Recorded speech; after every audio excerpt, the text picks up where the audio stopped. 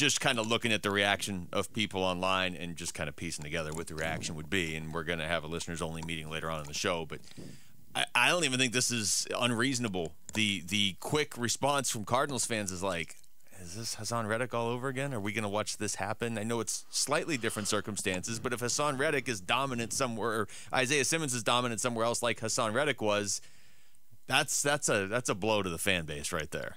Well, it is. I mean, it can end up being like Haason Reddick, but Haason Reddick was, if I remember right, out of Temple, he was an edge rusher, right?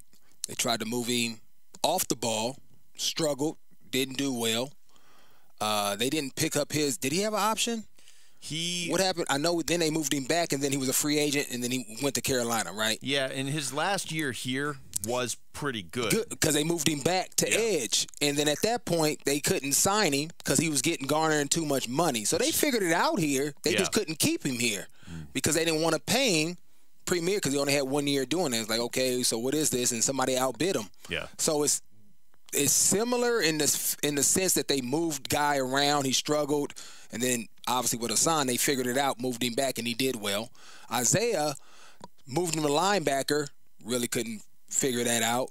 Moved him to back to safety, kind of this star position. Even got the green dot, so I guess he showed some signs of picking it up. Oh, yeah, a year ago we were talking about him as the star backer, and now he's the Giants player. So he figured something out, but he can never translate it to in-game situations, and that's a hard thing. You know, it's just different layers to these things when you are moving guys around. They have to hold all this information, and practice is one thing because you kind of know what's happening in practice. You go through a couple of walkthroughs, and oftentimes the walkthrough is what the offense is going to show you, especially during the work week when you're preparing for a game. So if you did well in the walkthrough, if you're smart, you can figure, oh, these are the same plays we walked through, so I'm good. I'm flying around. I'm not thinking as much. Now you throw me into a game, even though I know what's expected of me or what I'm going to see, it's not scripted. It could come at any time. And am I able to recognize it when it comes and then react the right way? That's a total different skill set than being able to execute in practice at a high level. And that's the disconnect or the separation of why guys who are uber talented often don't work as well as somebody's like, well, how did this dude is out there and you like this? It's because it's processed differently in the brain, and he's able to get there quicker as if he ran 4.3 and was 6'4". Yeah. And that's the ultimate difference. And that's just where he's at right now. Maybe you can simplify some things. Maybe this coach can, with the Giants, explains it differently, so then it clicks. He just needs it for it to click in his mind some way, somehow, to where then he can then process information instantaneously at random throughout a game, which he's been unable to do consistently. Would you say it's fair, like just using Reddick as the other example, and man, Haason Reddick has 39.5 sacks in the last 3 years. Like, tell me that wouldn't be nice right now. And it's been spread out over 3 teams, the Cardinals, Panthers, and Eagles.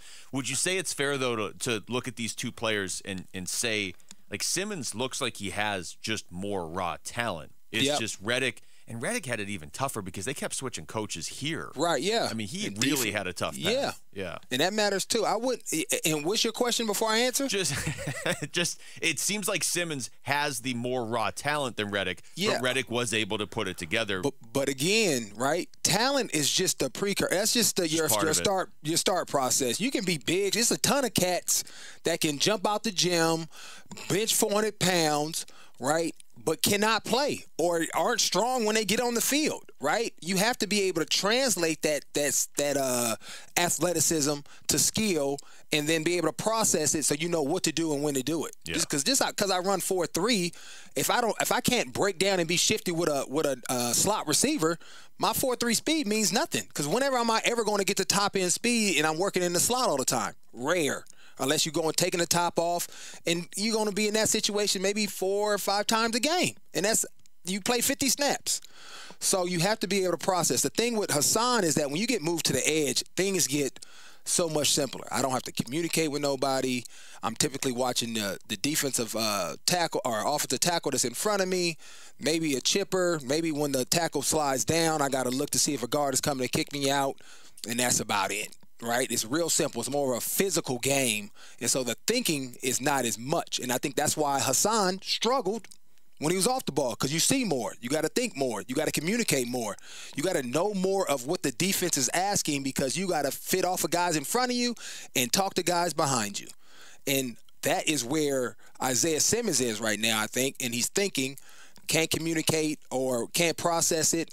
And then from a skill perspective has always struggled, I think, being able to break down and change laterally to cover some of these really quick guys, or even tight ends that we've seen, because he almost you can over pursue, and when you're running to the ball to tackle, you can almost outrun yourself sometimes when you're playing maybe a lesser athlete. And so again, you got to know who you're guarding and be able to temper your speed at times so that you're in position to break down. But if you're trying to run 4-3 every time somebody's outrunning you a little bit, you tend to get beat on these short routes, and that's where they create separation. That's where he struggled in the times that I've watched it. Yeah, no, I mean, that's a great point, because it feels like there have been instances where Simmons' speed has almost been used against him. Yeah, right. And you know, to your point, okay, let's say this guy runs a 4-3 and the other guy runs a 4-5, which is a huge difference in NFL terms. Yep. I get that. But if the first guy is taking a much longer path to get to where he needs to go, or the wrong angle, then right. You might as well run 4-5. Yeah. You know what I mean? It doesn't matter. You're not going to run in the straight line. Yeah, because you don't do that in football, and that's been his thing. I think sometimes maybe he panics because his technique is wrong, and so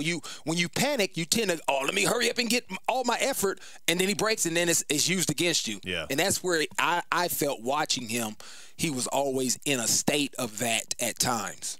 How much do you think the Swiss Army knife mentality, though, this guy's got to play like 12 different positions? Are you just going to tee me up after I texted you? Listen to those morning guys this morning. Don't draft the Swiss Army. Man, I played in the league for 15 years being a Swiss Army knife, right? I never was a star elite, but I played 15 years blue-collar guy. So when people say that. 15 years is 15 years, man. They just rub me the wrong way. They rub me the wrong way. I think it's and I used to change, people say jack of all trades, master of none. I changed to jack of all trades, master of some. Yeah. You don't have to be great at everything, but if you have a strong foundation, and that was the issue, he never got a strong foundation at one spot, and then you start adding these auxiliary roles to his game. But whether he was going to be a safety all the time or a linebacker, let him be really strong and really understand that.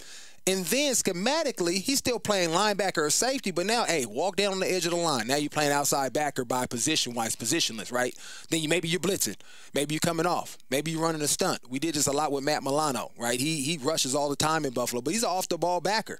But he has a skill set, so we have certain things that allow him to use those skills, and it looks like he's lining up at outside backer right now on the line, but he's not that. And so, but he got really strong at playing will. And then you develop into those other things, right? And so for me, it was out of necessity because I was undrafted and was moving around, bubble guy, and I'm trying to add value to myself. And so I had to do it. But there's a way where you can take a guy that's uberly talented, give him a strong foundation, build him up, and then you add things. Just much like you develop a quarterback, right? You're not giving him the whole playbook as a rookie, right? You give him a playbook, and then as he grows, you can add different things to it. Right? So it's not overwhelming. And I think they may have went too much too soon. And it was at that point he had so much stuff in his head and maybe a little lack of confidence from not performing well, because he was a top-tier performer wherever he went before. When you drew back a little bit, it was already almost like he still had all that information in his head and he couldn't get it out amongst with the confidence thing. So it just was always like fighting upstream. Yeah, it does. And we'll obviously get back into this in a little bit, but it felt like certainly by Saturday that the guy just needed a restart somewhere else, which I hate because I was hoping it could be here with this coaching staff, but we'll see. I'm sure the Giants right now are like, we only had to give up a 7th-round pick for this guy. There's no risk. Yeah, what if we can do basically what you're saying and start him in one spot and give him a foundation?